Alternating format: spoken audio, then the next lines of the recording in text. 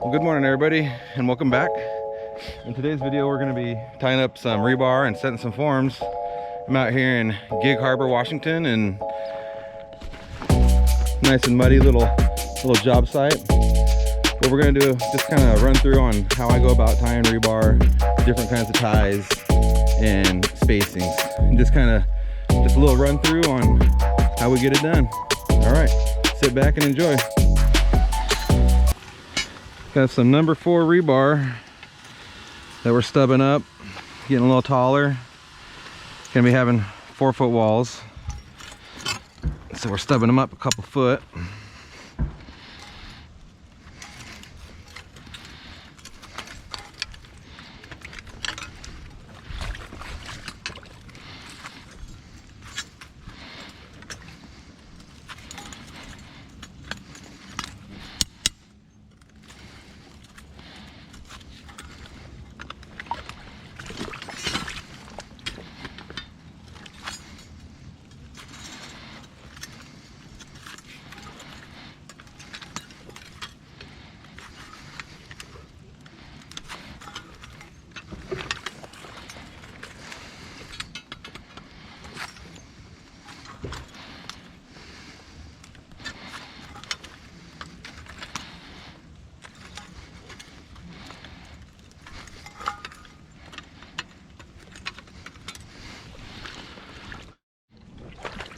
I got the taller side all done.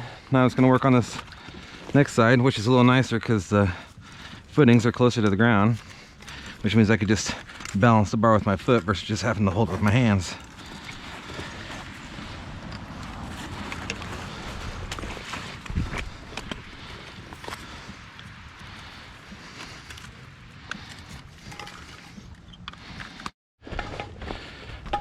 All right, my friends.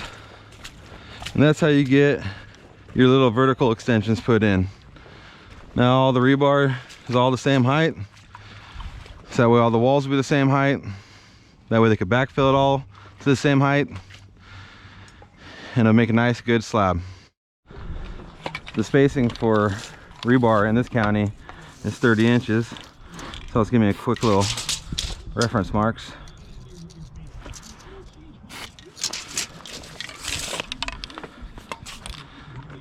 And that's where the end goes. So the end will go right there, like so. You're tying up a piece of big rebar.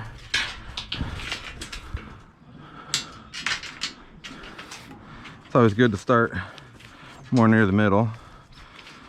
I'll put a figure 8 tie on it to kind of hold it.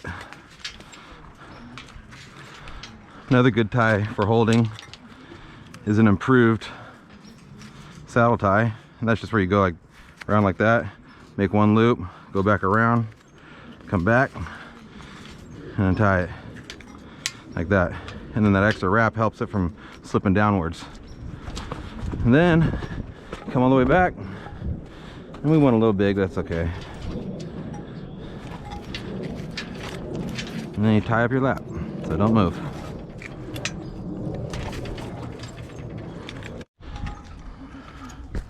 When I put my top bar in, I like to tie them 100%. And I usually do like a figure 8. You go in, go diagonal, and come back on itself. But when you tie every one of them, it helps keep your bars straight for the whole run.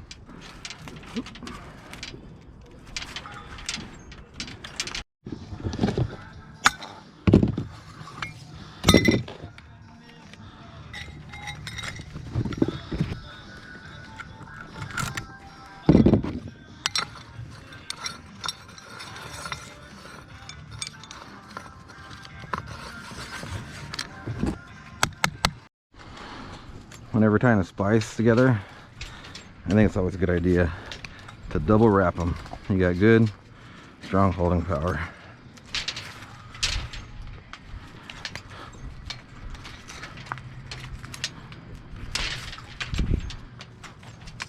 So essentially, once you get a template tied in, which is when you have solid tie from one side to the other, you got my grate all lined out. I was gonna tie all the in-between ones, but you only gotta tie those 50%. And then I just use a snap tie, which is just one loop around, which makes it nice and easy, quick.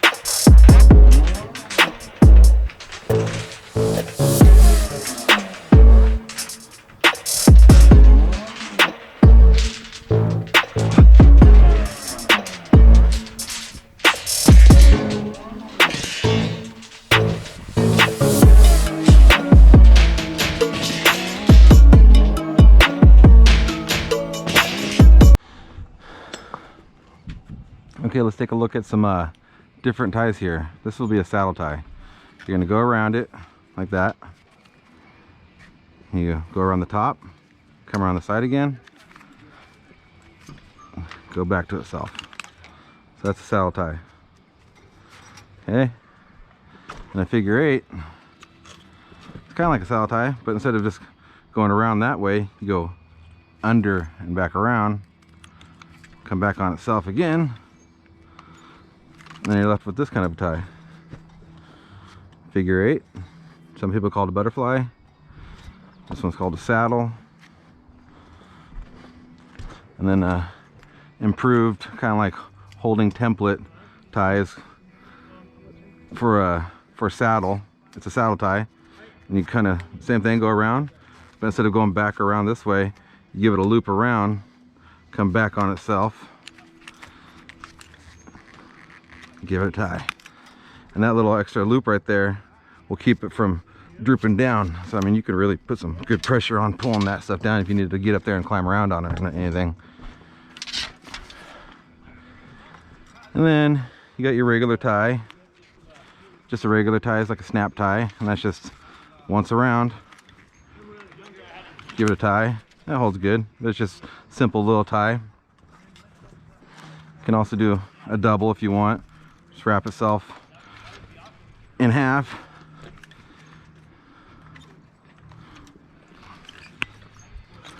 That's if you feel like just doing a regular tie, but something with a little bit more holding power.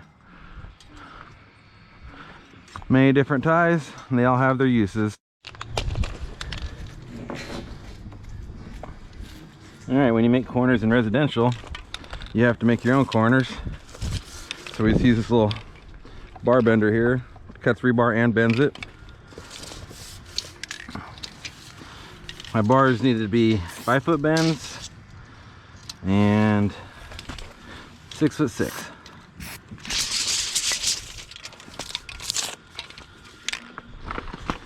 And you take it, put it in the notch here, right in the center of that one. Grab a handle, and push down on it.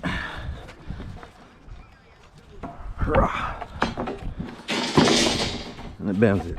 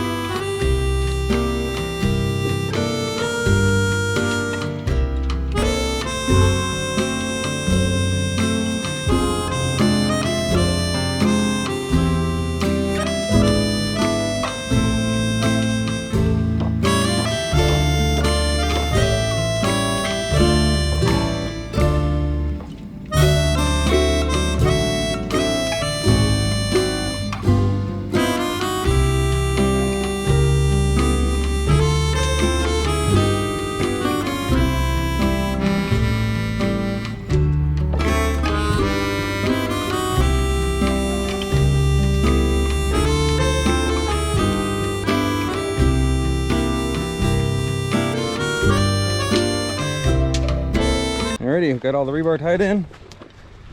Starting to put down the forms. 6-inch wall. Verticals tied every 2 feet. Horizontals every 1 foot. These walls back here are going to be 4 feet tall. Over there where Matt's at, it's going to be 3 feet tall. And back on that way on the shallower side is going to be 2 feet tall. And then the slab will all be 1 grade. Get loaded up on some nails.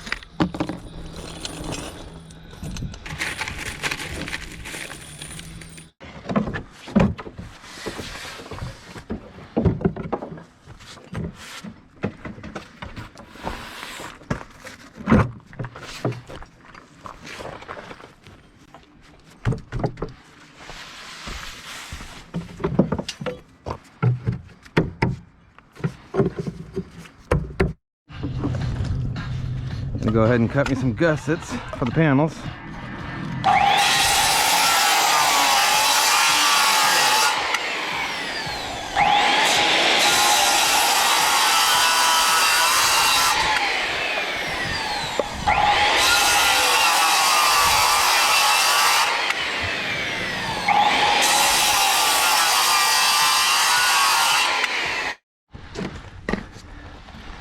In corners, you always want to put gussets on your panels, so you make sure they're nice and level. Go on one side, put it on there. So you got like a little bit of gap here. So I'm gonna use my kitty paw, just kind of give it a little elevation. Makes that gap nice and tight. 2 nails to hold.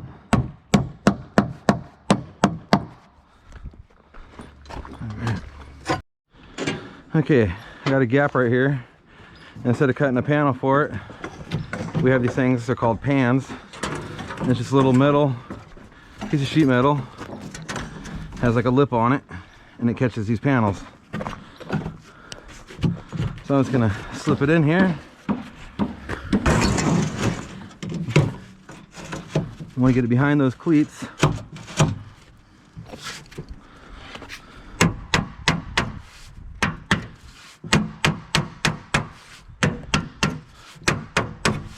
Okay, see, it covers that up, just like that.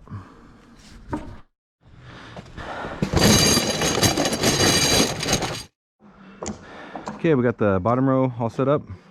Now we're ready to start stacking panels. So I'm gonna start grabbing these 6-inch snap ties, start spreading them out.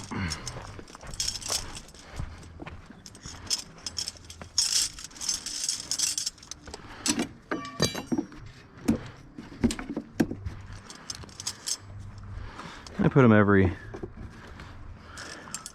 18 inches or so. When you come to a seam, you put one no more than like 4 inches away each side of the seam, like that. Now that I got all my snap ties installed, I'm gonna start pre-hanging my shoes and get it ready. Start putting the second row of panels up.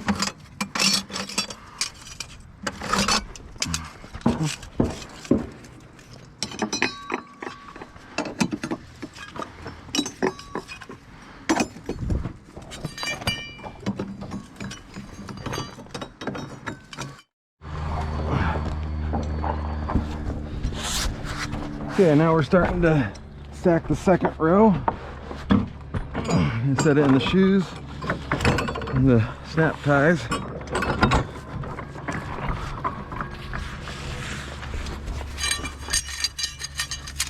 And you put your clips top to hold the top elevation.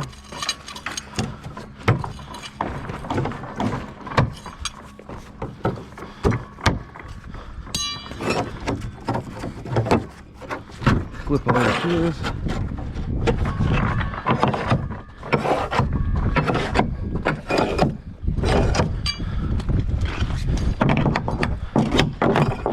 All cut down.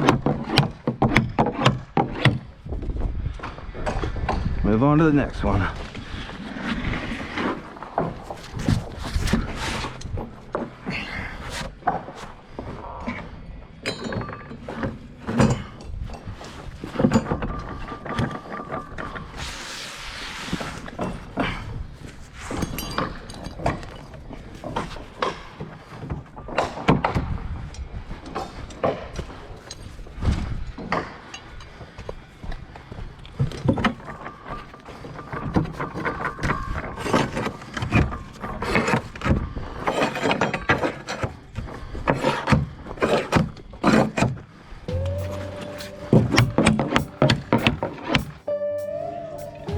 right, we got all the panels stacked all the way around the whole building.